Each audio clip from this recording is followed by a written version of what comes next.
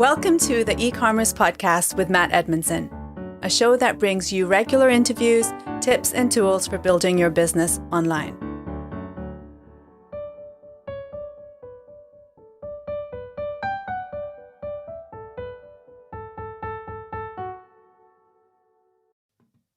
Well, hello and welcome to the eCommerce podcast with me, your host, Matt Edmundson, a show all about how to grow your online business. And every week I get to talk to some amazing people from around the world of e-commerce, and I get to ask them all kinds of weird and wonderful questions about what they know and how it's going to help us develop our own online businesses. Now, in today's show, we are getting into ads, especially paid ads, as we look at how not to waste a bunch of money on crappy ad campaigns. That's right, that topic sends shivers down my spine. Let me tell you, the murky word of paid media. I don't know about you, but I have made some right howlers in this area with my own e-commerce companies. So I am stoked, let me tell you, to be talking today with Jarod Spiewak. Now, I'm going to be asking Jarod about the biggest mistakes that we make with our marketing. We're going to dig into conversion tracking and why I should really care about it, as well as, what are some of the key areas we need to be aware of when starting an ad campaign. Now, Jarod is the founder and lead strategist of Blue Dog Media, a boutique strategy-first agency that helps exceptional businesses run sophisticated ROI-positive marketing campaigns to fuel long-term growth. Without, he says, and I think it's true from what I know of Jarod, without all the typical agency BS. So it's going to be great to talk to him about all this. Now, before we get Jarod on, let me tell you, all of the notes from today's show will be available as a free download on our website. Just head on over to ecommercepodcast.net/51 to download them. This is episode number 51. And so if you go to ecommercepodcast.net/51, you can get access to those.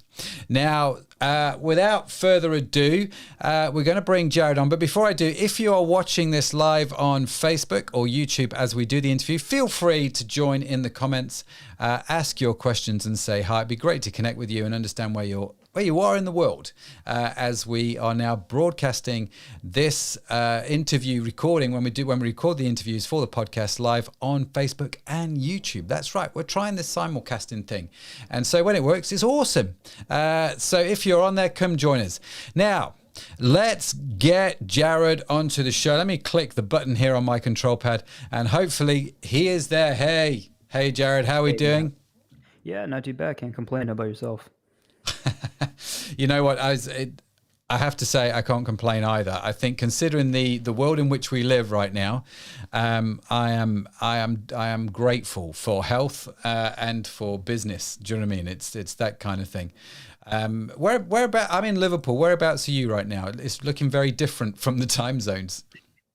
Yeah, I'm in New Hampshire, so I live about an hour north of Boston.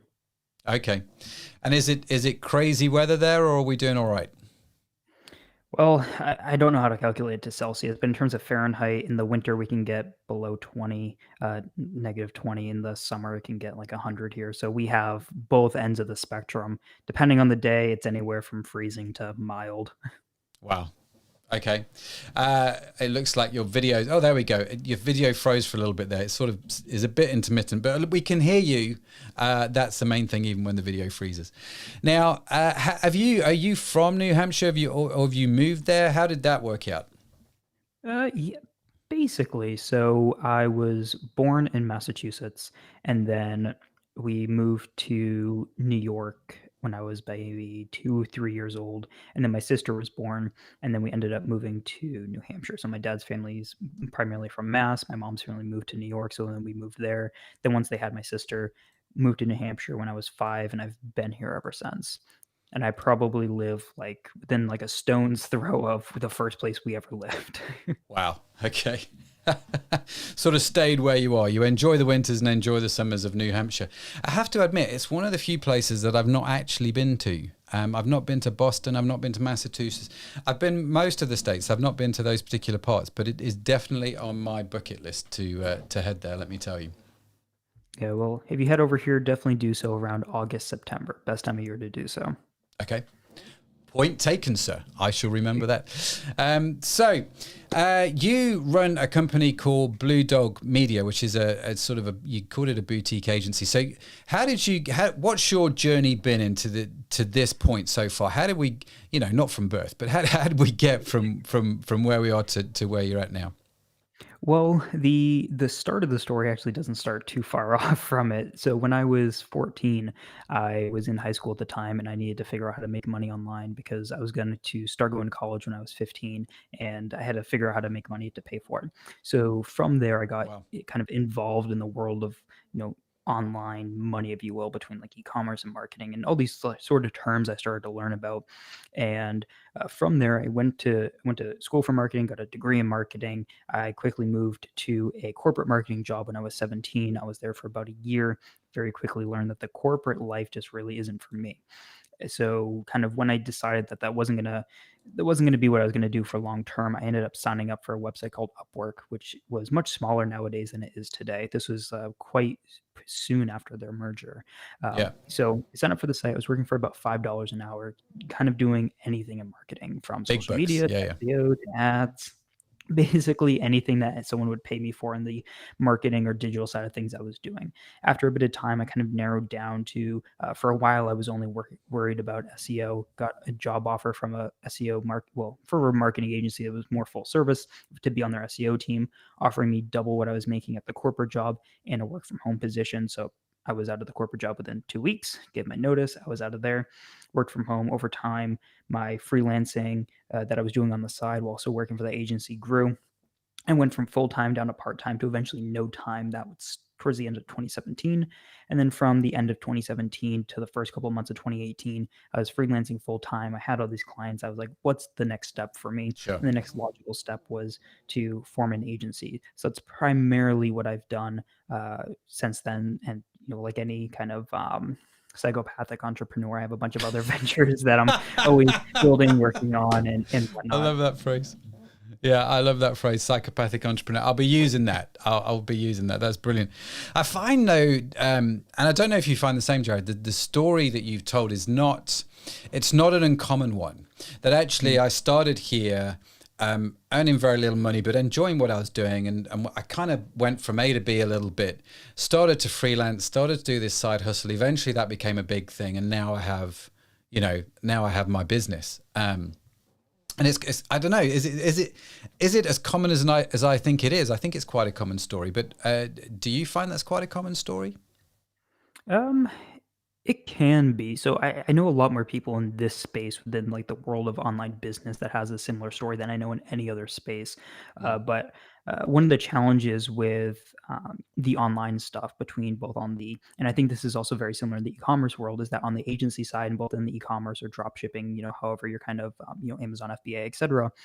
What's very common is there is also a lot of people who are coming from a lot of different walks of life that were sold some sort of internet gurus course, and now they're starting their own thing. So you also run into that a lot, which makes there's a lot of really interesting players in both of our spaces. There's also a lot of really dodgy players in both of our spaces. Yeah.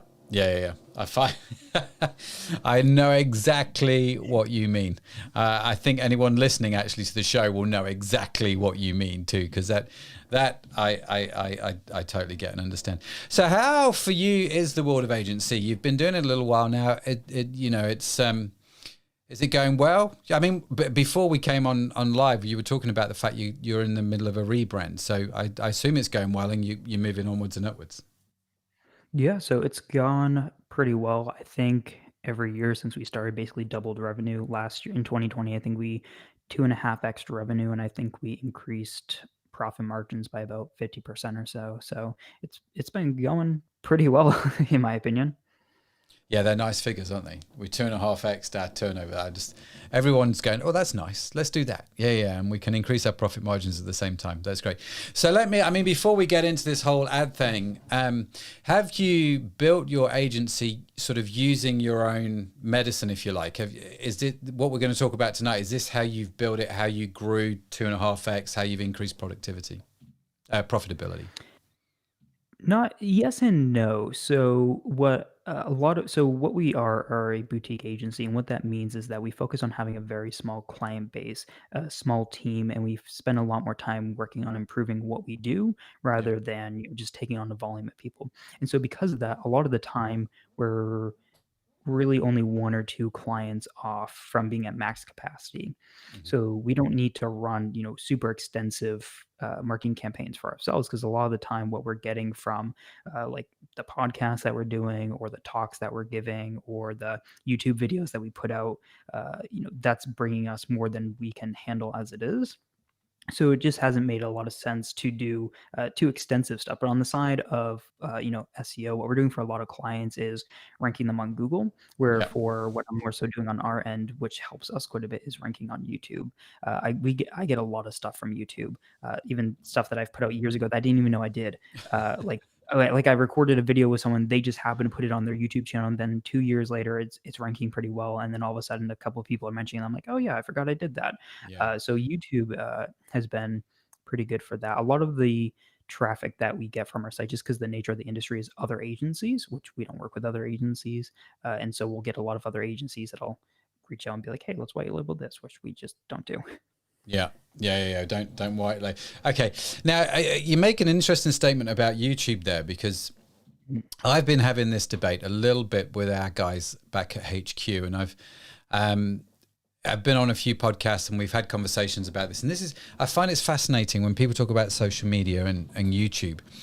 And for me, my observation is actually you can have a small number of subscribers on YouTube, and be more profitable than having 10,000 subscribers on social media like Twitter or Instagram.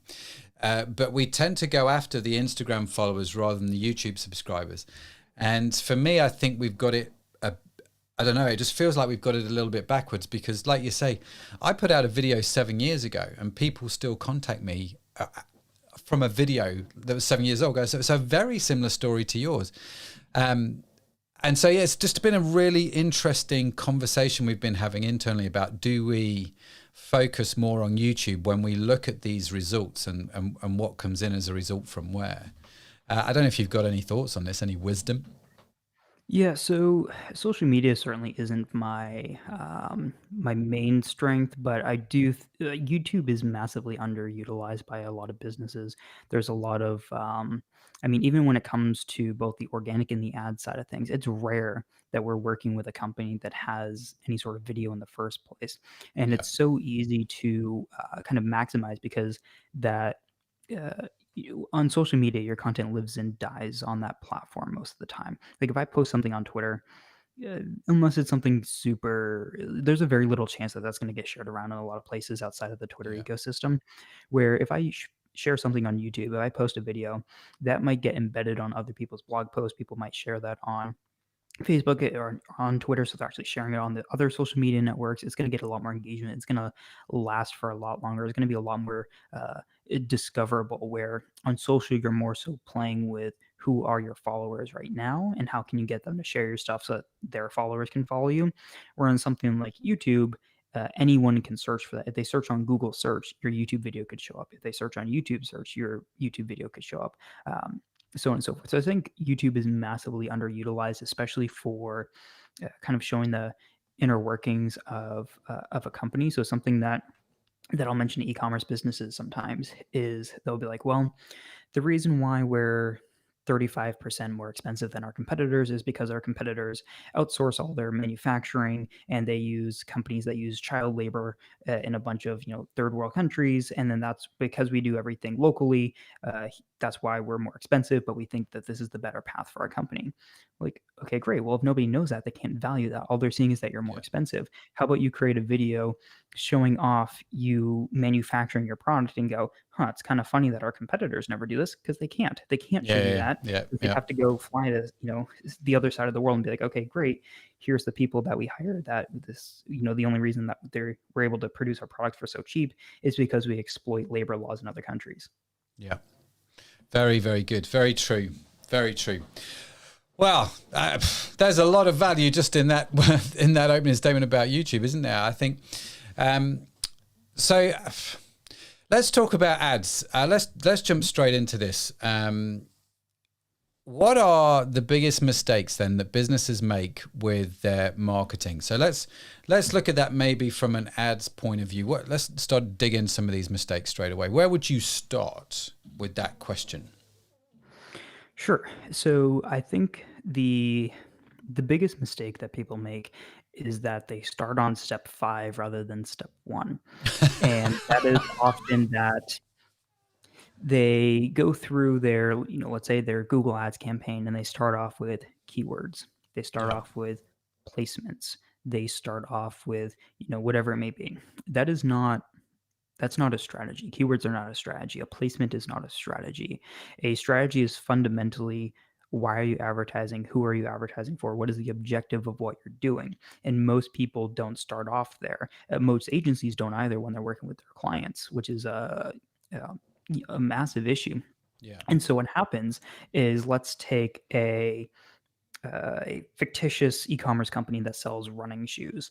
And what they do most often is, okay, great, we sell running shoes. We're going to run ads for people looking for running shoes.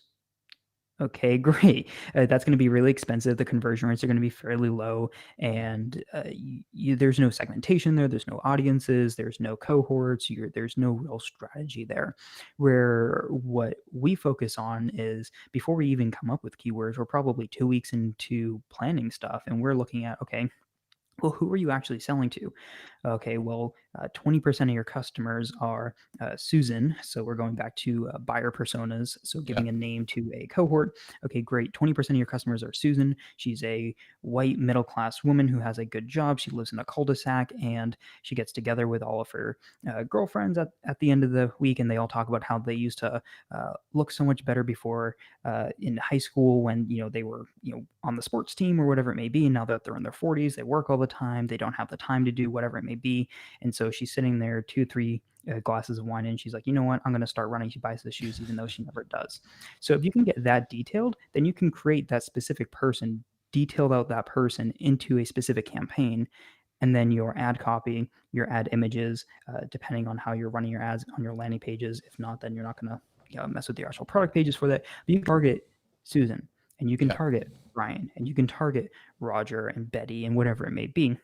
And you can segment that. So if you start there, actually figuring out who you're advertising to, that's one thing that I don't think I've ever seen within an ad account. Legitimately, I don't think I've ever seen it with both companies that are just getting started, as well as companies that are making tens of millions of dollars a year. I often go in there, and what is the strategy? Okay, well, we're promoting these 5 products because they're our most profitable, and we're promoting it on the East Coast because that's where we have our most brand recognition.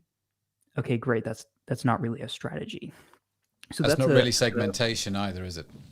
Yeah, no, for sure. And that's a really big one. And almost any account that you go into where the business actually understands who they're selling to, if you go in and do that, you might see your conversion rates double or triple. You might see your cost per click. Maybe your cost per click won't change too much, but you're going to be much more willing to pay for somebody when you know that they're looking to buy your running shoes because they want to look like they did in high school. And so your ad image shows somebody that looks like them, 20, 30 years ago, running with some sort of like inspirational message that'll get them to buy. And you might be willing to pay 4 times more per click for that person because that, basically that ad is looking at them and being like, hey, are you this, this, and this? And they're saying, yes, I'm this, I'm that, I'm this. This ad really speaks to me, and they're going to convert really high. And then that's a big difference between ad accounts that convert at, like 0.5% to 1.5% compared to in some campaigns you might be able to find a 3, 5, depending on what you're selling, maybe even like a 7% conversion rate. Yeah. So for people that don't know, if they're looking at Google AdWords, you've just mentioned two figures there, sort of a 0.5% up to sort of 7%.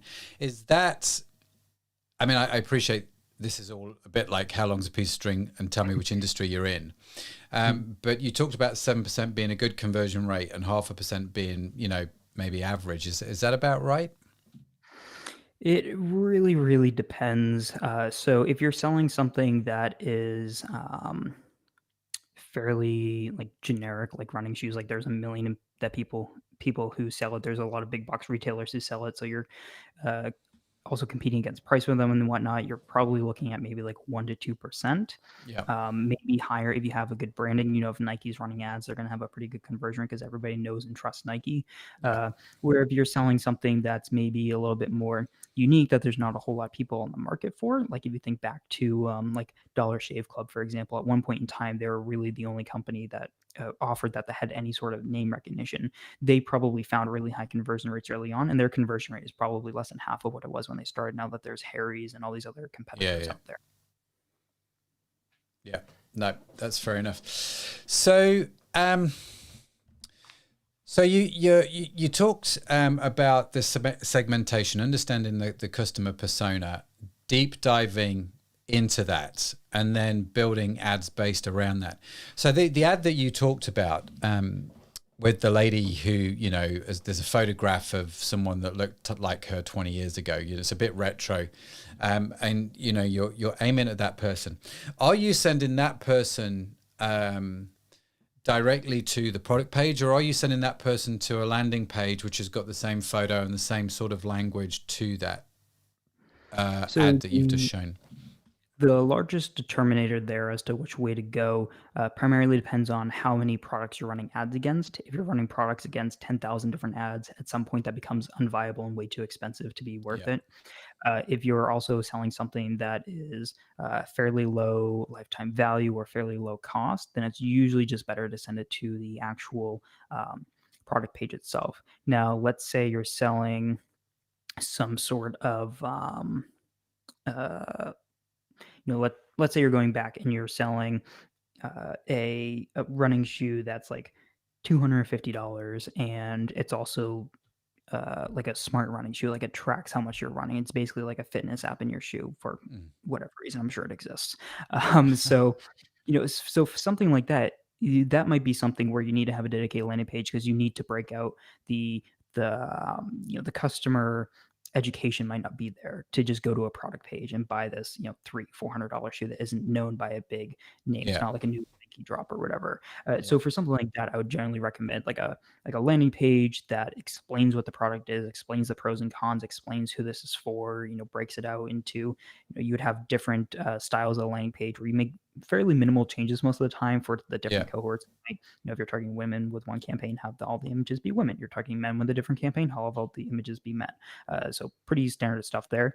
But yeah, so if there's a lack of consumer education on what you're selling and you're selling something that has high value, then a landing page can make a lot of sense. If you're selling a bunch of different things that are fairly on the lower value side of things, it usually doesn't make sense to send somebody to a dedicated landing page. That's really helpful. That's really, really helpful and practical advice. And so we're starting our. You said don't start at step 5. Start at step 1. This is one of the biggest mistakes that we have. And step 1 is, take a step back. Who are you advertising to? Why are you advertising this? So start to segment and think about who your customers are. What are some of the other mistakes that people make in this arena? Sure. So before I go into that, just one more thing that I'll say on the first point is that all the ad campaign will do for you is it'll transcribe your knowledge about your business and the knowledge about your customers into the campaign. So the more you know about both, the more sophisticated and the more well built out your campaign will be. So that's one of the reasons why you really want to start there, is it shows just how much you actually know about both. Now, the second thing from there is conversion tracking. The reason why I put this as number 2 is because if you're not properly tracking conversions, then you might as well not be running ads at all. Now, one of the good things about e-commerce is that the basic conversion tracking, such as purchases, is basically out of the gate. If you're using something like Google Analytics and you're on something like Shopify or WooCommerce, it's basically a flip of a switch and you're good to go. The Yeah. import into Google Ads is basically 2-3 clicks away, and that's fairly straightforward. So most people have that figured out, which is great. Beyond that, what's also important to make sure is that internally, you're tracking things like your lifetime value or your retention rate if you're doing anything on a subscription basis, so that you can tie that back into your ad campaign as well. And hopefully, you're also tagging customers as to where they found you, so you can also see if there's a lifetime value difference in different sources of where you're getting customers in from. So maybe your social media, maybe you have a really strong presence there, and people are worth maybe 30% more than they're coming in from ads. Well, then you can't base what you're willing to pay on ads based on what you're making on social media, because it's just not worth the same amount of value. So that's another thing there. What a lot of people are missing on the conversion tracking side of thing is engagement tracking. And this is anything that somebody can do on the landing page or the website that gives you more details into how they're actually interacting with the page. Now, this can be anything from how many people are signing up for our email list. Somebody might go to the product page. This might be something that they're trying to figure out, is this for them? They might go to your FAQ page. Maybe they go to a blog post and they sign up for your email list. You should also be tracking that. Hopefully, you're also tracking within your email list how people are actually coming to sign up for your email list. If you don't know, within a form, you can set up a hidden form field and just have it automatically pull in a URL parameter, which will just fill in where they actually came to you from. And so, developers should be able to help you set that up. So beyond that, you should also be tracking things like if you, and what's great is that a lot of e-commerce platforms will track this out of the box, but if somebody has to go from your product page to a cart page, to a shipping page, to a billing page, to then they purchase and then they get to a thank you page, each step from there should also be tracked so you can see where people fall off. Can also be tracking things like how far down on the page should they actually scroll. Well, if only 30% of people scroll below the fold, then you need to make sure that everything that they need to know in order to make a purchase, as much as possible at least, is above the fold.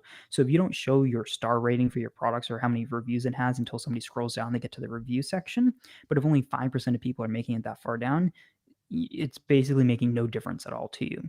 Whereas from there, you can go, okay, great.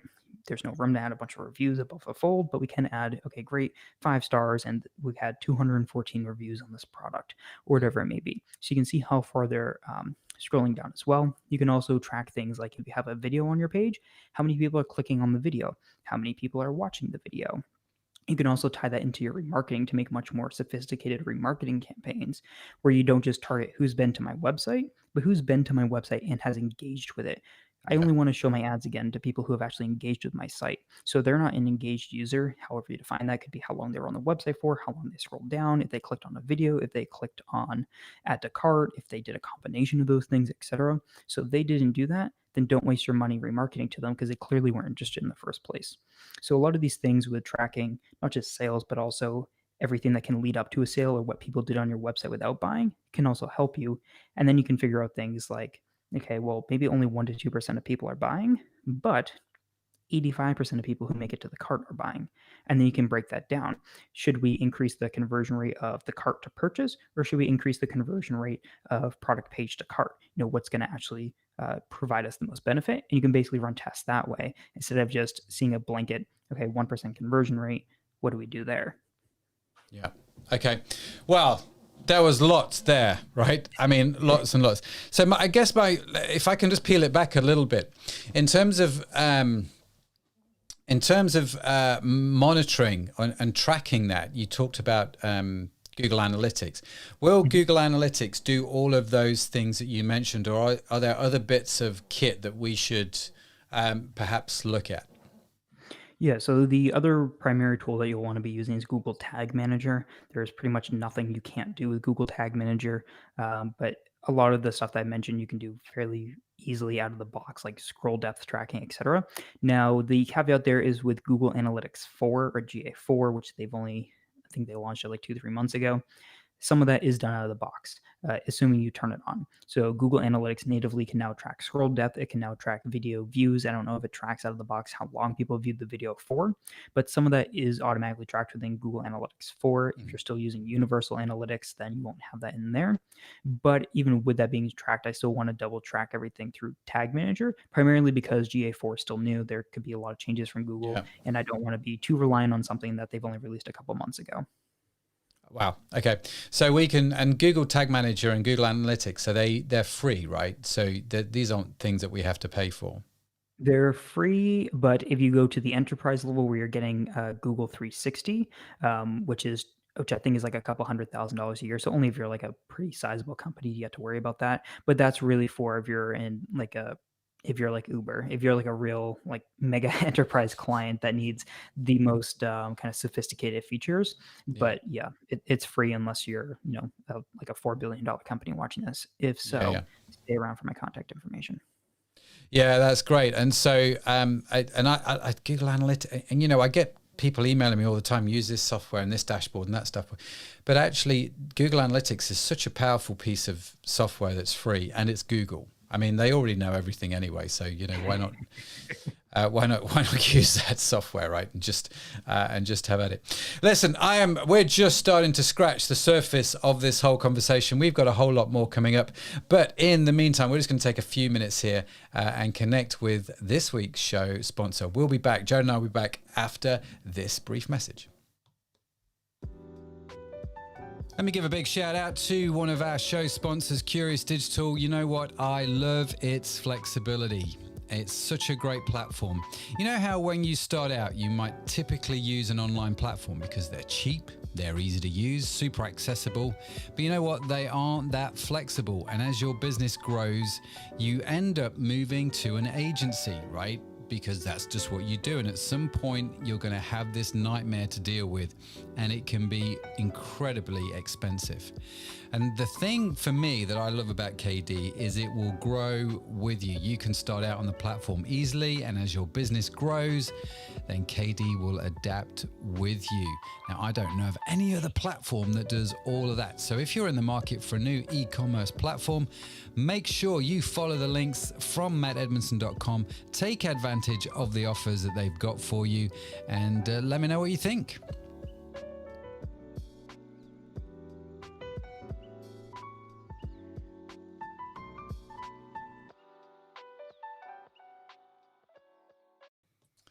Okay, we are back with Jared, and we're talking about, all things Google and how not to waste a whole bunch of money on crappy ads and things like that, which is just, so we've got into some of the mistakes that people make, and, segmentation, thinking about it right at the start. We've talked a little bit about conversion tracking, and Jared, you talked about conversion tracking from all kinds of different ways, from purchasers to engagement on page, down to scroll downs to filling in forms and all that sort of stuff. The good news is, if you're listening to this and you're thinking, I didn't get all of that, I need to listen to it again. Well, that's the beauty of a podcast. You can just hit rewind. But of course, you can get the notes from tonight's conversation at ecommercepodcast.net/51. And we'll put all that information on there for you, because that was a lot of stuff to think about. So, I guess that leads me nicely on to a question, Jared. A lot of what you're talking about, It almost sounds like you're talking, we have this phrase in England, talking double Dutch. In other words, we're not quite, you're using a language which we're not quite sure about. And it can sound a lot more complicated in our heads. Is this stuff complicated, or is it fairly straightforward to learn and get your head around? I think a lot of it is fairly straightforward. I think what makes it complicated is just working with technology that you're unfamiliar with. I mean, think of anything that you use on a daily basis. I mean, the first time you looked at Google Analytics, at least I remember one of the first times I looked at it. I mean, how can I make heads or tails of this? I remember that my first time behind the WordPress backend, and I thought that was pretty scary. So I think a lot of it, I don't think a lot of it has a massive learning curve, at least understanding what it is. The implementation is going to be a little bit more technical, but a lot of what I mentioned on the conversion tracking side is a lot of it's built out of the box. Like if you go into Tag Manager, you set up tag, you just select scroll depth, and it'll tell you, what percent, and it automatically, if someone's put 50 there, if someone scrolls down 50%, it'll fire the tag.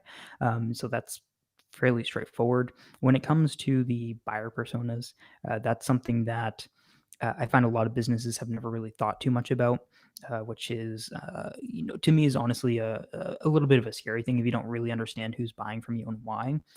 But that's something that I think does take a little bit of a kind of rethinking around, because even though that's kind of historically marketing 101, I think it's something that has been kind of lost in the digital marketing era, where a lot of businesses don't start there, but it's still such a fundamental aspect. But I think even then, it's something that the concept is pretty straightforward. But if you don't really know who's buying from you, figuring that information out can be a little complicated, because then you're running studies and surveys, or you're doing Yeah. market research, you're hiring a market research company. So that can be a little bit more complicated. But I think the general concept of it is, something that you're only like a blog post or two away from getting. Yeah. Okay. And so if I was starting out, like if someone's listening to the show and they're like, well, I'm just starting out, I don't have an existing audience I could survey. Can they still find out who the best personas are that they're going to be targeting? How would they, and if so, how would they do that? Yeah, so some of it can be a bit of guesswork. The less you know, the more broad you're going to have to get. So, for example, let's go back to running shoes. Let's say I'm starting off with a brand new running shoe e-commerce company. Now, I can look up things like running statistics, or like, who's running, when do people get into running, or I can look at running forums and blogs to figure out, okay, what are common trends that people are talking about. If you're more on the technical side of things, you want to get a little bit more sophisticated, you can maybe check the TOS of the forum in question. But you can scrape the site, run it through some sort of tool that analyzes or creates engrams, and you can find common words that people use in their posts, and you can analyze it that way. If you're not very technical, don't worry about that. You can just read things manually. So you can do market research around it that way. You can find statistics, and that's some of the stuff that we do for clients, because some of our clients don't know.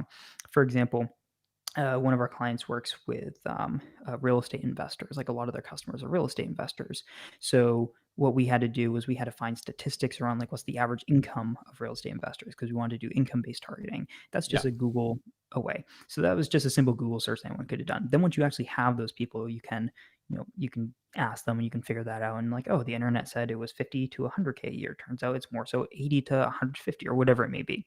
So you're not going to be starting off in the dark. Other things where Google has, if you're talking about Google Ads, that is, Google has built in audience targeting, and we use this as well in conjunction with the cohorts that we're creating.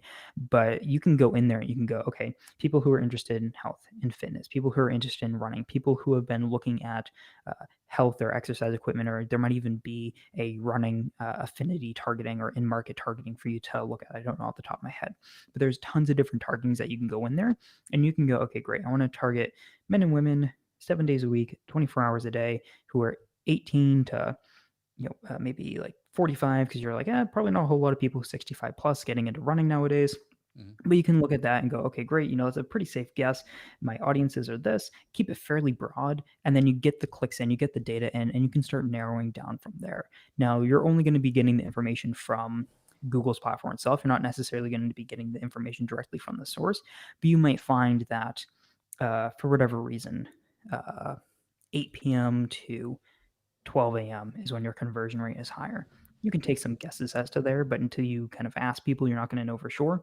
But you might be able to take a guess of, okay, well, a lot of the people who are buying our products probably work like a 9 to 5. A lot of people who are buying our shoes also have kids, and so they're putting their kids to bed. And then once they actually have a couple hours of free time, that's why they're searching between 8 p.m. and 12 a.m. So you can make some educated guesses, but basically start broad. You don't need to just have one keyword and just leave it open, but you can start with what you sell, set up audiences in Google Ads. Another thing that a lot of people aren't using, and is something that you really should be using, is going into the audience tab, click the little plus button, just search for things around your product, or things that you would expect someone who See buys what's your already product there. to be into.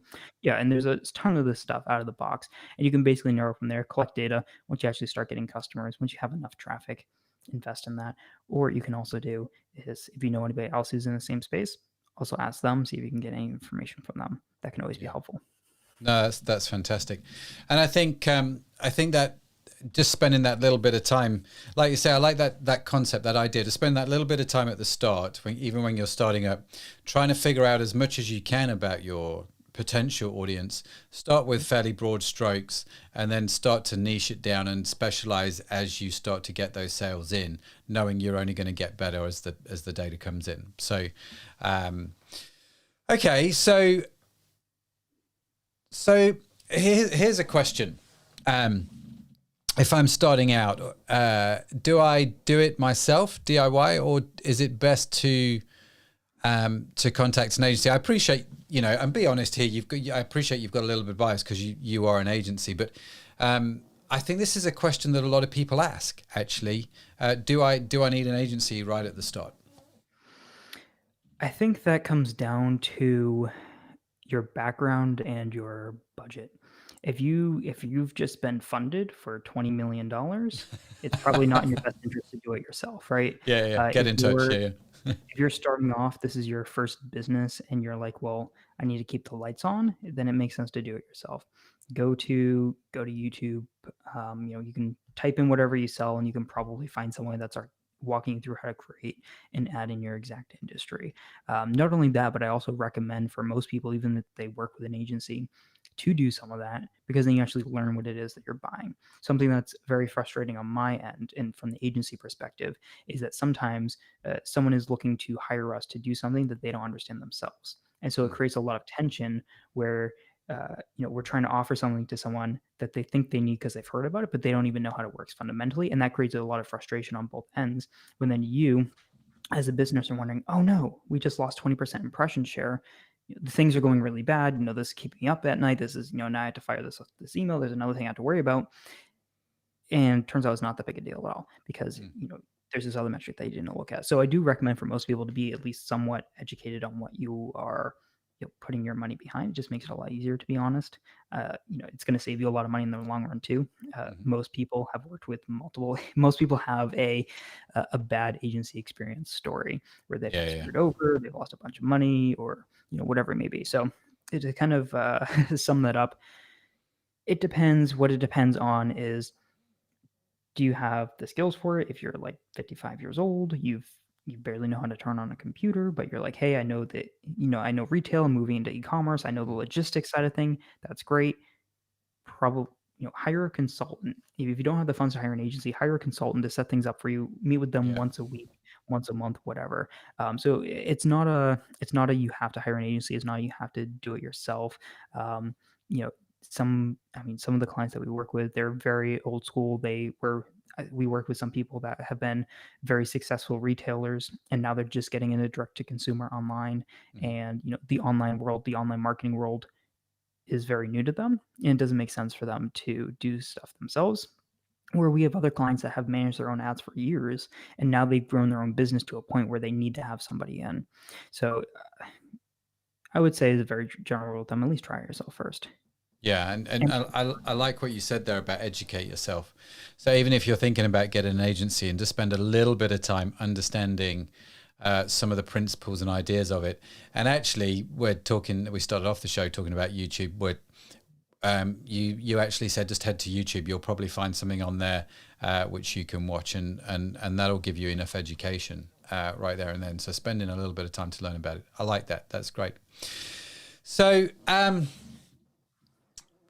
if I go right back to the start of the show, we talked about the big mistakes people are making when it comes to ads, and we've talked about a whole bunch of stuff there. Is there anything else that you that immediately springs to mind that we need to sort of chat about here to close that section off? Yeah, I would say another big thing is your placement management, which is just where your ads show up, which on the search network, which is Google search, this is what you put in as your keywords is not what Google shows your ads for. Google interprets that into what search terms you should put that in for, because people search for things in very specific ways that you'd never be able to create keywords around. Yeah. So some mistakes that people do is they put in what's called a broad match term, which is just they write in the word running shoes and then they run that. Google takes a very liberal approach to how they interpret running shoes. So they go, okay, shoes, well, dress shoes, or running shoes, tennis shoes, right? And so you get a bunch of clicks for a bunch of stuff that doesn't make sense. So going into what's called your search term report and actually making sure that what you show up for is actually worth showing up for is quite important. On the shopping network, it's the same thing, except you don't have keywords. All you have is your products, and then Google decides what to show your ads based on your keywords and based on what you have on your page. But you still have the search term report where you can exclude things from there. So you can be a bit proactive on the search. You're a bit more reactive on shopping. With display and with video campaigns, which is done through YouTube, you have placements on other websites or YouTube channels or YouTube videos, etc. Making sure that where your ads are actually being shown are actually worth being shown. So a very big and common issue on the display network is showing your ads on a bunch of websites that are just there to manipulate Google AdSense, so that these websites aren't real websites. Nobody actually cares about these websites, but your ads get shown on them and they make money, as well as parked domains. So just domains that someone's looking for someone to buy the domain. You'll get a bunch of clicks for them. You'll see a lot of like kid apps, kid websites, etc. You're like looking at this website and you're like, hey, this looks like it was built 20 years ago. Who uses this website? Nobody. They just managed to manipulate Google to get your budget on there. So some people might be able to reduce their ad spend on their display network by 30 to 80% and see no change in sales, because that was just going to completely wasted websites. Same thing with YouTube. There's plenty of YouTube channels that aren't worth anything that your ads are showing for. So actually going in there and refining your placements in the first place by your audiences, by refining what types of content you want to show up in the first place, but also any content that you do show up for, actually looking at it. The programmatic side of ad placements, which is when these ad networks automatically decide where your ads show up for, can be quite dangerous. There's plenty of stories